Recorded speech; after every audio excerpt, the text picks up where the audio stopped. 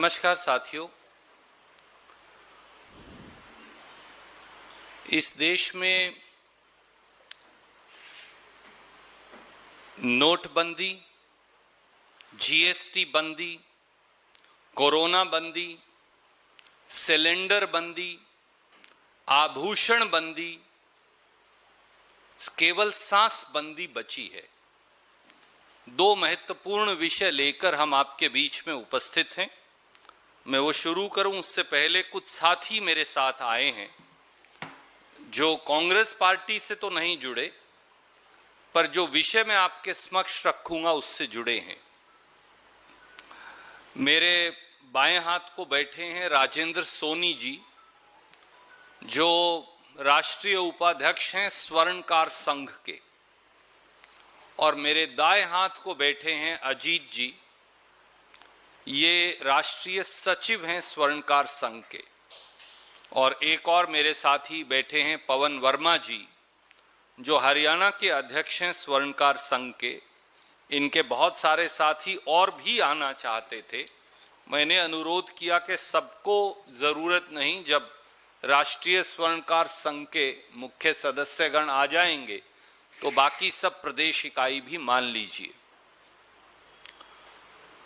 दोस्तों, 22 अप्रैल 2024 को बांसवाड़ा राजस्थान में श्री नरेंद्र मोदी जी ने देश की बहनों, बेटियों और माताओं को कहा, एंड आई कोट, ये जीत गए तो आपका मंगलसूत्र छीन लेंगे।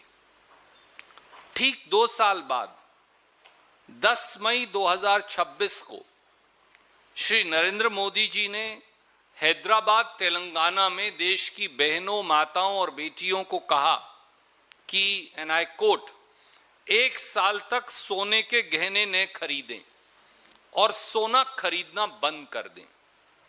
अब पता चला कि हिंदुस्तान की बहनों, बेटियों और माताओं के आभूषण छीनने का असली प्लान क्या था। मित्रों, सोने के आभूषण और जेवर भारत की सांस्कृतिक विरासत की पहचान है, सामाजिक रीति रिवाजों का अभिन्न हिस्सा है, धार्मिक परंपराओं के निर्वहन में सौभाग्य, समृद्धि और शुभता की पहचान है, प्रतिबिंब है। भारतीय समाज में स्वर्ण आभूषण, जेवर न केवल करोड़ों करोड़ों माताओं, बहन और बेटियों के लिए एक सुरक्षा कवच है, बल्कि उल्लास, पवित्रता, उत्सव के माहौल और वैभव की पहचान भी है। ये हम सब जानते हैं। और यही नहीं, गांव से शहर तक स्वर्ण आभूषण यानी ज्वेलरी व सुनार के व्यापार में छोटे छोटे दुकानदारों, व्यापारियों, कारीगरों, कामगारों, दस्तकारों, इनकी रोजी रोटी का एकमात्र धंधा भी है ज्वेलरी बनाना, स्वर्ण आभूषण बनाना, बेचना, उसका व्यापार करना। देश का 90% से अधिक ज्वेलरी उद्योग छोटे छोटे दुकानदार, सुनार, एमएसएमई सेक्टर में है, 90%। और इसमें 3.5 करोड़ लोग लगे हैं। 3.5 करोड़ लोगों को देश का स्वर्ण आभूषण उद्योग रोजगार देता है, प्रत्यक्ष और परोक्ष दोनों तरीकों से।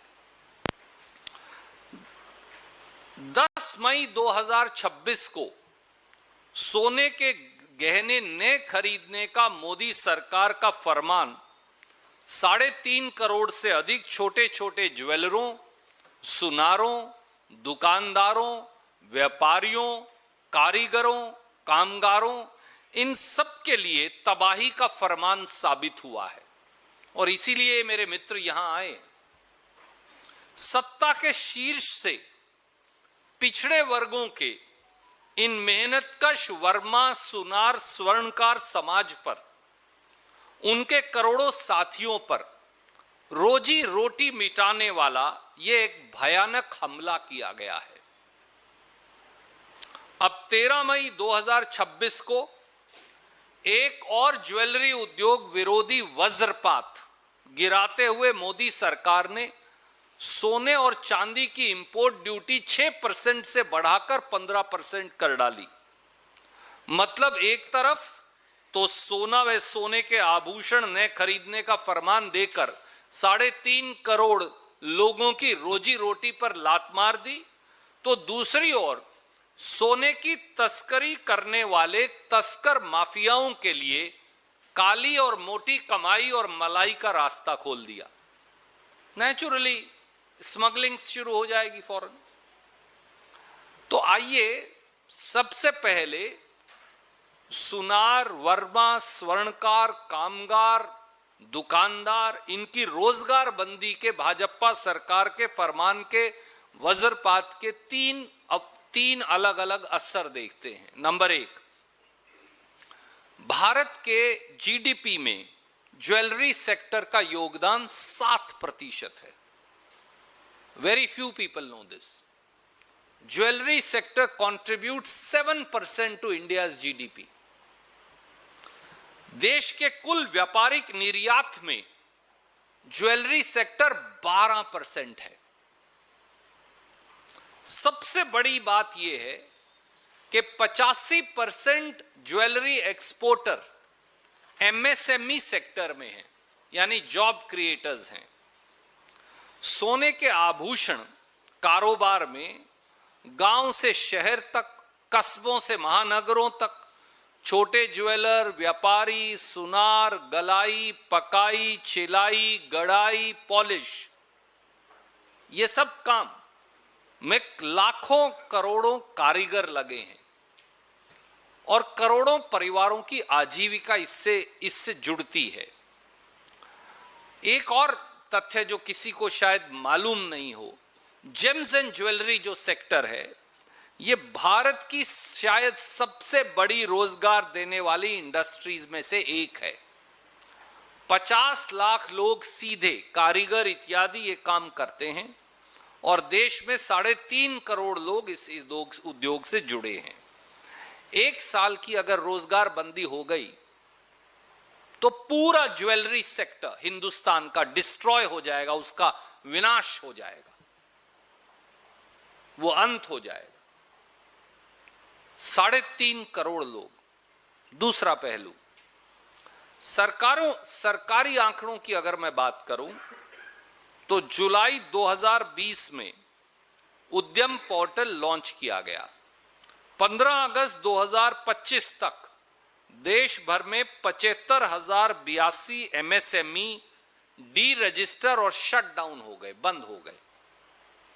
एक और रिपोर्ट है जो ये कह रही है कि 2015-16 से 22-23 के बीच में असंगठित विनिर्माण क्षेत्र, अनऑर्गेनाइज्ड सेक्टर जिसे हम कहते हैं, उसमें 18 लाख एमएसएमई बंद हो गए। यह ऑलरेडी भयावह स्थिति है जो सरकार के आंकड़ों और इंडिपेंडेंट आंकलन से आपके सामने है। केवल 24-25 में ही अगर बात करें तो फरवरी 2025 तक 35,567 एमएसएमई बंद हो गए। एमएसएमई ही देश में रोजगार उत्पादक है। 3 लाख लोगों का काम चला गया। अब ऐसे में सोने के आभूषण के कारोबार को ठप करके आप लोगों की आजीविका का तो गला घोट रहे हैं, बल्कि देश में आर्थिक संकट और तबाही मचाने का एक और रास्ता भाजपा खोल रही है। यह भाजपा की द्वारा निर्मित त्रासदी है और एक क्रूर अमानवीय अत्याचार है। तीसरा पहलू, सोने की इंपोर्ट ड्यूटी बढ़ाने से सीधे स्मगलिंग सोने की शुरू हो जाएगी। यह मैं नहीं कह रहा, यह सरकार के आंकड़े बताते हैं। 2024-25 में ही जब सोने की इंपोर्ट ड्यूटी 6% है, तो सरकारी एजेंसियों ने 3005 मामलों में 2600 किलो सोना स्मगलिंग का जब्त किया ऑलरेडी। यह सरकारी आंकड़ा असली जो स्मगलिंग हो रही है उसका एक बहुत छोटा सा हिस्सा है, क्योंकि ज्वेलरी सेक्टर के विशेषज्ञों की माने तो 10 से 15 मीट्रिक टन सोना इससे पहले ही स्मगल हो रहा था, क्योंकि ड्यूटी 6% है।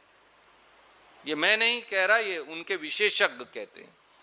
अब 15% है, तो 15% इंपोर्ट ड्यूटी के बाद, ये घोषित तालाबंदी के बाद सोने की स्मगलिंग और सोने के तस्कर, उनकी पोबारा और ज्वेलरी सेक्टर जो है उनकी रोजी रोटी पर हमला ये हो जाने वाला है। इसलिए मोदी सरकार से हमारे 5 सवाल हैं। पहला, क्या नोटबंदी की तरह अब उद्यम बंदी भी न्यू नॉर्मल है भाजपा का? दूसरा, क्या प्रधानमंत्री और भाजपा सरकार सार्वजनिक मन से सोने के गहने न खरीदने की अपील करने से जो ज्वेलरी सेक्टर को भारी नुकसान होगा, 3.5 करोड़ लोगों का जो रोजगार जाएगा, उनके लिए आपने क्या सोचा है? क्या ज्वेलरी सेक्टर से जुड़े 3.5 करोड़ स्वर्णकारों, वर्मा, सुनारों, कामगारों, दुकानदारों, उनके लिए कोई प्लान बीजेपी सरकार के पास है राहत का पैकेज देने की?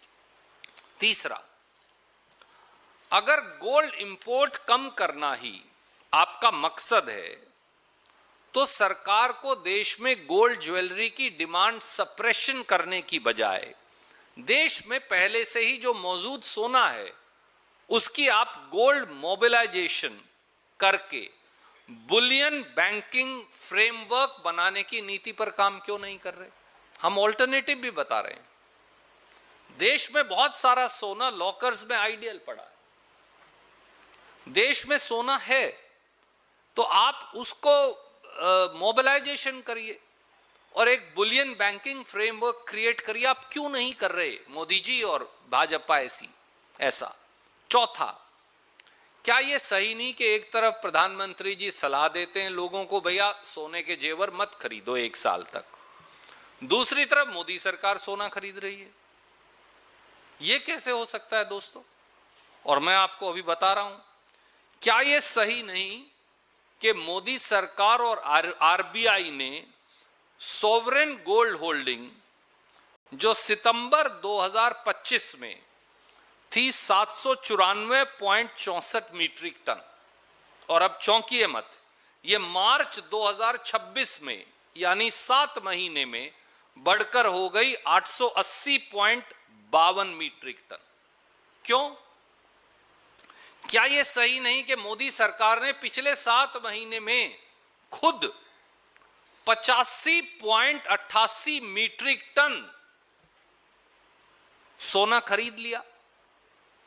तो भैया आप लोगों को तो कहते हो कि एक मंगलसूत्र मत खरीदो, बहन के लिए एक जेवर मत खरीदो, बिटिया के लिए सोने की बाली मत खरीदो कान की, मां के लिए सोने की चेन मत खरीदो, और मोदी सरकार 6 महीने 7 महीने में 85.88 मीट्रिक टन सोना खरीद रही है। ऐसा क्यों? और पांचवा, कि क्या अब 90% एमएसएमई छोटे दुकानदारों से जुड़ा ज्वेलरी उद्योग भी अगले 1 साल में तालाबंदी का शिकार हो जाएगा? क्या ज्वेलरी सेक्टर के इन छोटे छोटे एमएसएमई के लोगों को साफ कर अब ज्वेलरी सेक्टर भी 2 या 3 उद्योगपतियों को सौंपने की तैयारी हो रही है? यह है असली बात, क्योंकि लाखों करोड़ का ज्वेलरी सेक्टर है। अगर 2 उद्योगपतियों ने कब्जा कर लिया तो उनका धंधा हो जाएगा।